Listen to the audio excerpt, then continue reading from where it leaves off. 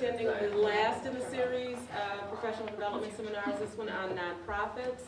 And I'm going to let Jim Thompson introduce himself and say a few words, and then we'll go right into the presentations. Very few words. First of all, I'd like to welcome everybody here on behalf of the Department of Public Administration. I'd like to especially welcome our presenters today, including Kate Rivera, who works here in Kappa in the Great Cities Institute, Kelly LaRue of our faculty, and Bunny Kim Sotu. I hope I didn't mess that up too much. The N is silent, so it's Boogie. Okay.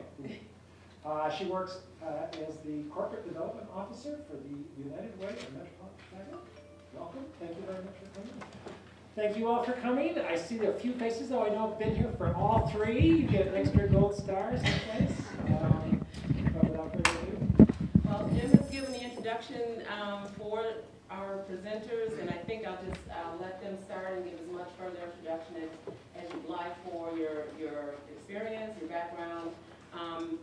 The flyers that I sent out gave additional information about each of them, and I want you to feel free and comfortable to ask questions from each presenter as they go along. This is going to be informal, so without further ado, Kate is going to start, and I will be her technical assistant to advance slides. Start. Not just introduce myself. Here. Okay.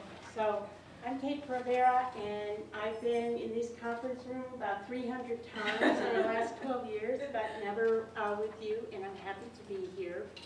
I'll say in just a moment, I started my nonprofit career 3 decades ago, and next thing I knew, here I am, and I've got a lot of stories, but don't worry, you're just going to hear one of them. But I've been everything from an office manager, program director, executive director twice, and lived to talk about it, and so on. So I've got the experiential side, and then I've been doing program development. We have an online certificate in nonprofit management here at UIC, which is a very nice complement to the master's program. But given that this is the end of the semester, I'm not going to try to sell any further education to anyone today. But coming out of that, I've done a lot of work in terms of staying on top of what's happening in the field, and so I'll be sharing some of that. Before you go, we have to get our sync together here. The first slide, I have to figure this out, maybe I can stand over here. This is my prelude of these 3 slides to what I'll be talking about. And the first one said, Antiquities of Old. And my first nonprofit job was as an office manager at the Lakeview Citizens Council in 1981.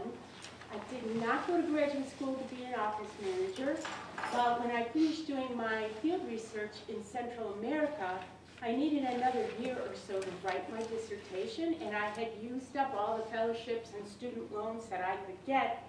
So lo and behold, I made a grand $11,000 that year that I was an office manager, and I got introduced to the nonprofit world.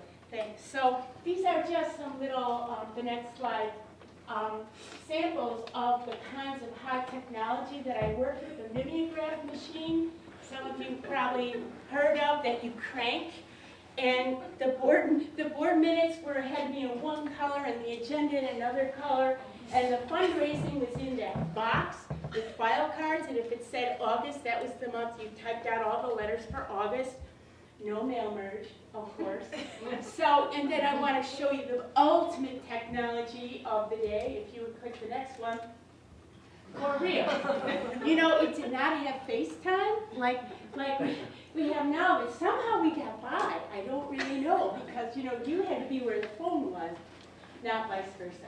So anyway, one other slide. You know, you could say, well, so what? Yeah, a lot of technology has changed. But some things haven't, and that's really my point. This Northside Community Organization was totally against the idea of churches having homeless shelters, you know, one night a week, a different church in the community, because of that NIMBY attitude. And this totally shocked me, because I thought, well, for sure, they're going to be in support of helping homeless people, but a lot of their organizing was actually against it. And so that was eye-opening for me. And as we know, well, hopefully there's been some progress, but there's still way too many people who are homeless and turned away. So that's one thing that hasn't changed even today. So now, this is what I really wanted to share with you, and it's just a quick setting the stage for what will follow, which will be more detailed. I had originally done, I'm just a nut about PowerPoint, and I had done one presentation, maybe this will be for October or something, who knows, to share with you about 3 different nonprofits, composites of different nonprofits I've worked with as a consultant or staff or board. And as I was working with them, I started thinking about how much has changed since I worked with that group, and not just the mimeograph machine. And so I decided I would focus my short remarks on the changes that are happening in the sector. And what does that have to do with the career search? How many people here are graduating this semester? Anybody? Wow, congratulations to you. And how many people are in the process of getting towards graduation? Well, I congratulate all of you for coming here today with all the papers you still have to turn in and so on. So, but anyway, so a macro perspective, if you will. So I want to just emphasize the importance of knowing about the big picture and how you can use that knowledge to set yourself apart in your career search. Ta-da! Okay, traditionally we've talked about nonprofit, the government sector, and the private sector. And it took a long time to get to the point where the nonprofit sector was even recognized as a distinct sector. But next thing you know, even though we're talking about the differences today, the other important message is that there's a lot of blurring lines. Right now they're nodding, and I didn't pay them to do that. I think you're nodding unless you're nodding off. Sweet. So, so I want to just highlight the changing context and how knowing that is so important in your career search and career development. By silo skills, I mean specific applied skills, all the good things you've been learning and already know from your own professional life that are essential. But we don't always know the big picture. I can tell you from being a practitioner, I didn't have time to read any books when I was an executive director. And if I read a book, it was to my daughter when she was going to sleep at night, not a book about nonprofit management.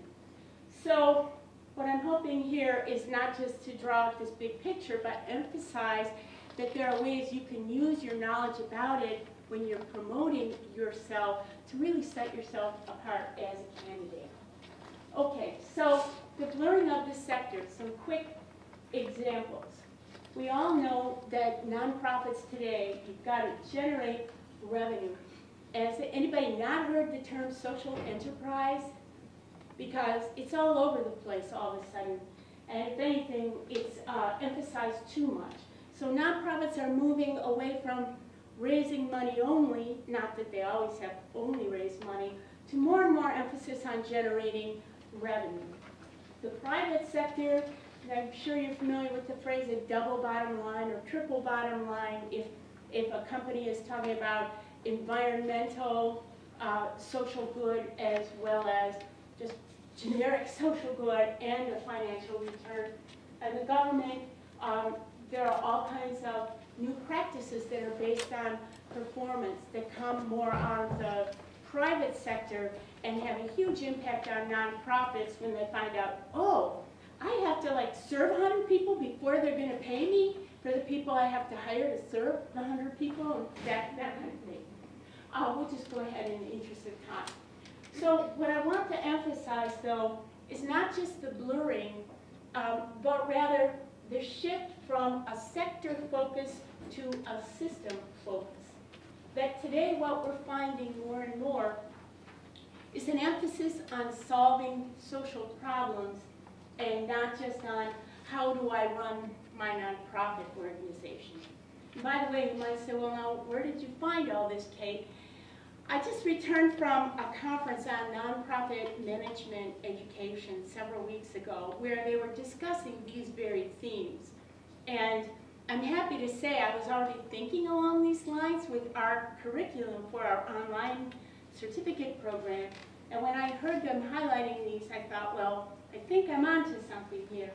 So system focus, of course, if we go back to those NIMBY people from 1981, we don't change the system, then 30 years from now there'll be somebody else showing the same slide and it will be the same. Anyway, we won't have slides anymore in 30 years. Okay, so I was talking about some things that are changing. Ultimately, there's a growing recognition that you can make a difference in any sector that you choose. When I was starting out my career, to make a difference was to go into the nonprofit community. And today, you have a lot more options. It's really a game changer because for some time, and by the way, we do have handouts on this, for some time, the emphasis was entirely on how to manage a nonprofit organization. And I can tell you that even 5 years ago, if you asked me which graduate program was a better way to prepare for a nonprofit career, that is public administration with a nonprofit concentration or all nonprofit, I would have said all nonprofit because it is so hard. You better learn everything you can about how to do it. But today, I've totally switched. And I think that you folks studying public administration and nonprofit are really in a competitive advantage in so many ways, and you'll be better prepared for the workforce opportunities that are out there going forward.